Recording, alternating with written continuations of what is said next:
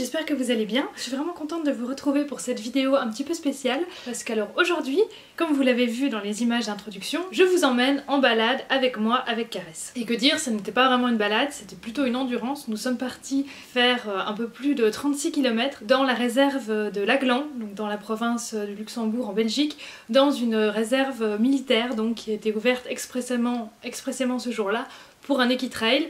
Donc il y avait des chevaux, des calèches, des vélos, des marcheurs. Et il y avait voilà, plusieurs parcours de plusieurs distances, il y avait un 15 km, un 28 km, un 32 et un 36. Et donc là dans cette vidéo je vous embarque dans cette aventure. Vous allez voir donc surtout des très belles images parce que c'est vraiment un endroit exceptionnel. Les images vont vraiment parler d'elles-mêmes. C'est une vidéo où je vous donnerai évidemment un petit peu moins de conseils et d'informations que d'habitude. Il y aura quand même un petit point dans la dernière partie de la vidéo où je vous parlerai un petit peu de la récupération après l'effort et de la préparation des chevaux pour un tel événement. Donc voilà, d'ailleurs au niveau préparation avec Caresse, clairement on n'a pas fait grand chose en fait de plus que d'habitude. On a fait nos petites balades, nos cours avec notre coach, nos séances habituelles en liberté à pied. J'y allais vraiment en fait en mode balade, on était un groupe de 3 et mon but c'était vraiment pas d'y aller en mode course. Et Caresse en fait m'a vraiment épatée parce que tout du long elle a eu un pas vraiment très en avant, vraiment à la limite du trot en fait, elle avait un pas très allongé. D'ailleurs les gens qui nous croisaient souvent étaient assez impressionnés par la vitesse de Caresse et également de la personne qui m'accompagnait qui avait aussi une jument qui avançait très vite et je pense que c'est ça qui a drillé un petit peu Caresse. Les deux juments avaient toutes les deux un pas vraiment très allongé, très actif. J'ai eu un peu l'impression au niveau musculaire d'avoir fait du trot assis tellement le pas était actif. Pourtant Caresse était très décontractée. Justement je préférais qu'elle marche comme ça dans un pas très allongé que de me faire un petit trot énervé parce que je la retiens. C'était un petit peu chaude comme d'habitude dans les premiers kilomètres évidemment, hein, ça c'est toujours Caresse, elle voulait un peu partir en mode course mais très vite elle est vraiment redescendue en pression et j'ai pu la voir vraiment reine longue pratiquement tout du long et donc c'était vraiment un vrai plaisir et c'est pour ça que j'ai pu d'ailleurs filmer autant parce que j'ai pu vraiment profiter d'avoir les mains libres. Je lui laissais les rênes sur l'encolure et donc ça voilà je lui parle toujours au moment où je fais ça. On a notre code toutes les deux où je lui dis voilà, là je vais lâcher les rênes, là va falloir que tu prennes le relais, tu restes au pas, tu restes dans l'allure qu'on a décidé, quoi qu'il arrive tu restes comme ça et moi voilà tu me laisses chipoter. Et ça c'est vraiment chouette parce qu'elle prend vraiment ça très à cœur et à aucun moment, même si le cheval devant avance un petit peu plus ou qu'il y a un cheval qui se met à galoper devant parce que voilà c'était un trail donc on n'était pas juste notre groupe de 3, on croisait énormément de chevaux, on dépassait, on se faisait dépasser plusieurs fois, il y avait toujours des chevaux en fait dans la distance, on n'était jamais vraiment complètement seul, donc voilà, il y avait énormément de stimuli extérieurs et Caresse, elle est restée vraiment à mon écoute tout du long, même au niveau des allures, des galops, des trots, elle a vraiment progressé parce que déjà elle a beaucoup plus d'équilibre, elle part beaucoup plus facilement au galop et surtout elle est beaucoup plus détendue dans ses allures, c'est-à-dire que j'ai des allures beaucoup plus smooth, beaucoup plus coulée, du coup elle répond beaucoup mieux quand je lui demande de ralentir, donc c'était vraiment très agréable. Rappelez-vous toutes les sorties qu'on avait fait l'an passé, elle était un petit peu plus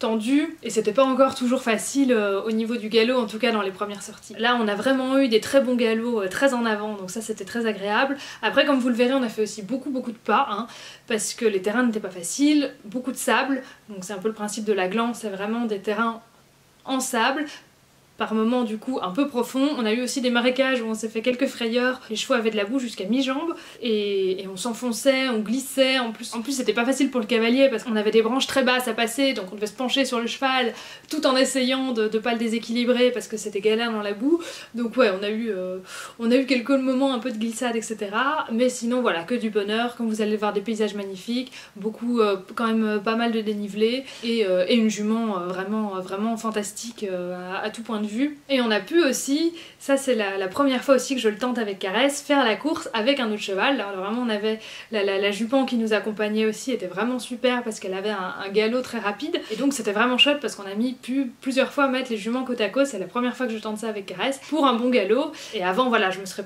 pas permis de faire ça parce que l'équilibre était pas encore terrible, donc par moments je sentais qu'elle avait un petit peu envie de s'appuyer pour embarquer.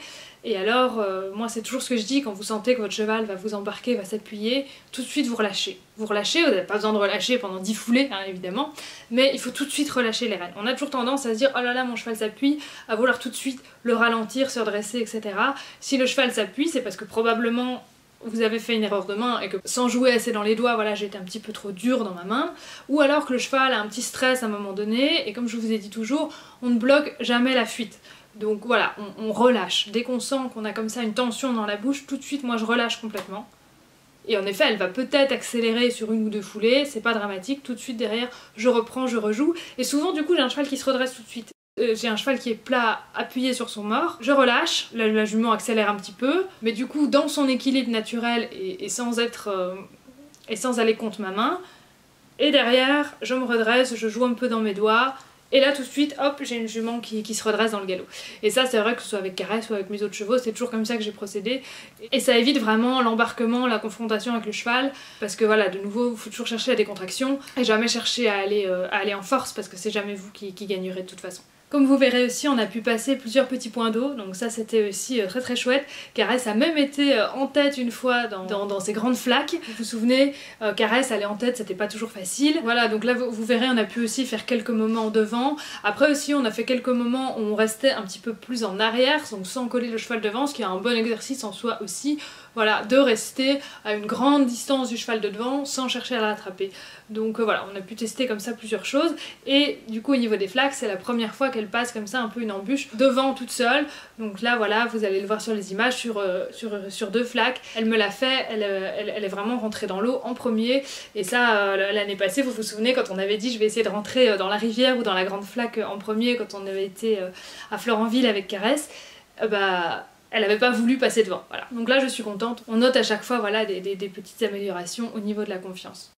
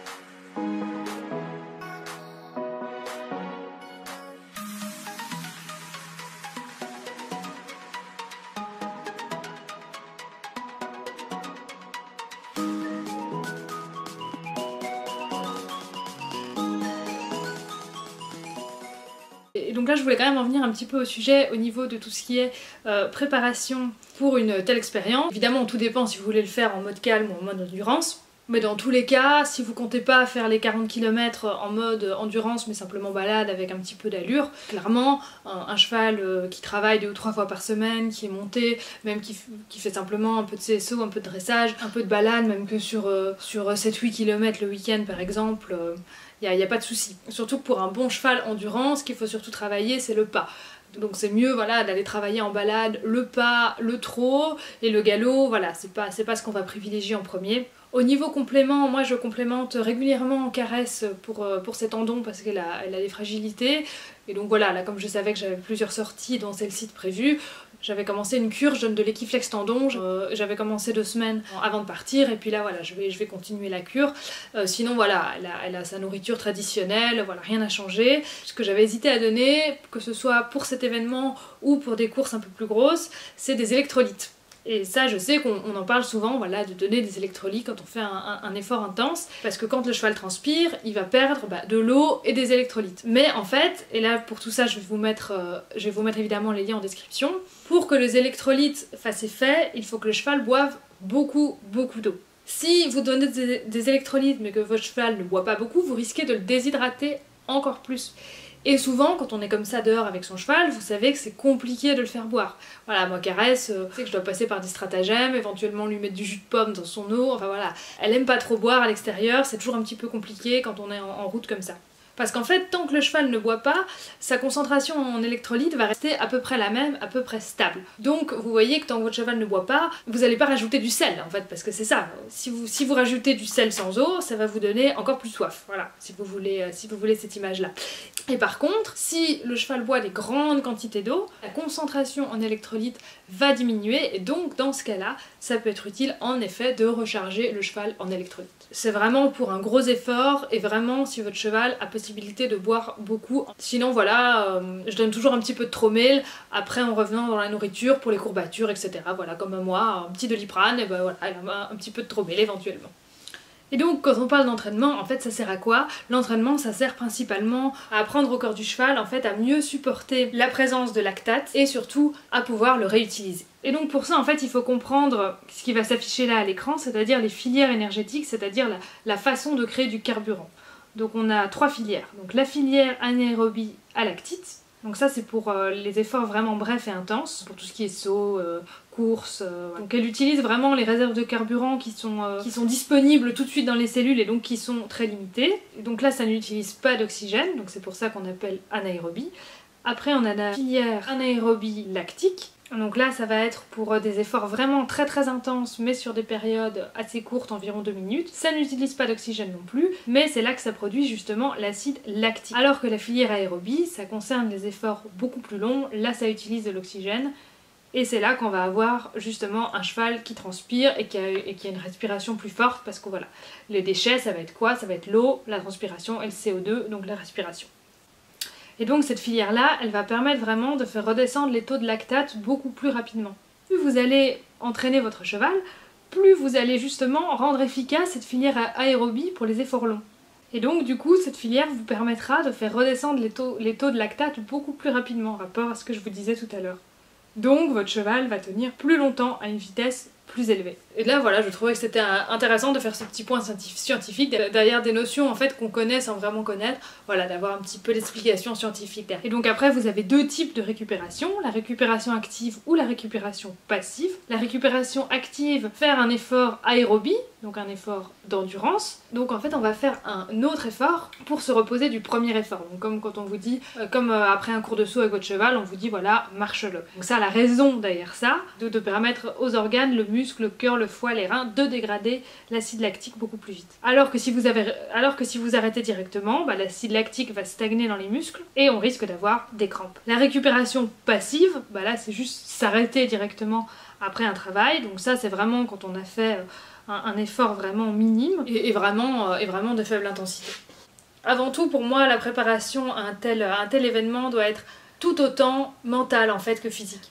Caresse n'a pas été fatiguée en fait de toute cette balade sans avoir été beaucoup entraînée. Pourquoi? Parce qu'elle était vraiment détendue dans son mental, comme je vous disais, beaucoup plus détendue encore que les fois d'avant. C'est pour ça que je l'ai trouvée beaucoup moins fatiguée à l'arrivée. Le fait de travailler aussi dans une allure très déliée, au pas très allongé, ça aussi, c'est vraiment une allure très fluide, très bonne, qui je trouve lui a permis de rester vraiment décontractée. Et puis voilà, comme toujours quand on fait 36 km comme ça, où à aucun moment j'ai dû me battre avec elle, à aucun moment j'ai dû me fâcher parce qu'elle accélérait ou parce qu'elle avançait pas, là à partir du moment où on a toujours bien communiqué, où on s'est toujours compris, on avait toutes les deux envie de la même chose, il n'y a eu aucune confrontation, et ça permet aussi d'être beaucoup moins fatigué à l'arrivée que quand vous devez vous battre tout le temps avec votre cheval. Donc moi je pense que la meilleure préparation c'est vraiment le mental, la relation, on revient toujours à ça, et puis après voilà, vous pouvez embarquer pour des kilomètres parce que votre cheval il est détendu, il chauffe beaucoup moins, il se stresse beaucoup moins. Et il ne cherche pas à fuir, il ne perd pas justement toutes ses ressources et toute son énergie à essayer de fuir vos demandes ou essayer d'aller plus vite ou de faire l'inverse de ce que vous demandez. Il cherche simplement à être bien avec vous. Moi je pense que la vraie réussite c'est quand on peut comme ça lâcher les rênes et que le cheval il reste au pas, il cherche pas à rejoindre le copain de devant, il cherche pas à s'arrêter. Ce que je trouve toujours juste un petit peu dommage dans ce genre d'événement souvent, c'est que c'est souvent orienté beaucoup plus sur l'humain de nouveau que sur le cheval, mais ça c'est toujours une réflexion un peu générale, parce que il y avait énormément de buvettes, de stands pour manger à l'arrivée et aussi un endroit au premier quart du trajet. Il n'y avait pas spécialement, comme on a eu en endurance, d'endroit pour faire boire les chevaux, d'endroit pour mettre les chevaux avant de partir, donc comme moi par exemple qui avait pris un transporteur et qui n'avait pas de van, c'était un petit peu compliqué. Heureusement il y avait quand même une douche, mais je trouve qu'on pense toujours à donner à boire, à donner à manger à l'humain, et puis au cheval un petit peu après. Alors c'est l'histoire aussi que les gens doivent consommer sur place. Et moi quand je vais à un événement comme ça, c'est vrai que j'y vais surtout pour passer un moment avec mon cheval Et ce qui me fait toujours beaucoup rire, c'est que après l'événement, il y avait un barbecue et tout, c'était super sympa. Moi, j'aurais adoré y aller pour partager avec les gens qui étaient là et tout, ça aurait été super chouette. Mais le souci, moi, c'est toujours, bah voilà, je pense à mon cheval en premier et je vois pas laisser mon cheval dans le camion tout seul. Il vient de courir là sur pratiquement 40 km, il a donné énormément, il est fatigué lui aussi il a envie de rentrer chez lui, d'aller manger tranquillement dans sa prairie. Et je trouve que c'est pas une bonne récompense pour le cheval de dire hop, on le laisse dans le camion et puis nous on va boire un coup. Voilà, c'est toujours un petit peu ce que je trouve dommage, c'est qu'il y a beaucoup de personnes qui ont pensé comme moi et qui sont rentrées directement. Je trouve que dans un événement comme ça, c'est vraiment important avant tout de remercier son cheval parce que c'est lui l'athlète en fait. Comme je dis toujours, donner, on ne donne jamais assez aux chevaux, ils ont toujours tendance à être en deçà de tout ce qu'on pourrait donner. Enfin voilà, j'espère que cette vidéo vous a plu, que vous avez vu de très belles images, que ça vous donne peut-être envie d'y participer aussi une autre année. Je pense que nous on retournera l'année prochaine. J'espère aussi que vous avez appris quand même quelques petites choses de nouveau avec nous là dans cette dernière partie de la vidéo. Toutes les images qui ont été prises au drone ont été filmées par Sylvain Debelle. Je vous mets toutes ces références dans la barre de description. N'hésitez pas à aller voir sa chaîne YouTube, à aller vous abonner, il fait vraiment des choses magnifiques. Il propose aussi ses services si ça vous intéresse d'avoir des plans au drone pour une activité, que ce soit privée ou publique. Donc n'hésitez pas à aller faire un tour sur sa chaîne et à le contacter si vous avez besoin de services dans ce domaine. Comme d'habitude, je vous attends en commentaire pour discuter de tout ça. Le petit pouce bleu, ça fait toujours plaisir. Et puis surtout, abonnez-vous. À bientôt!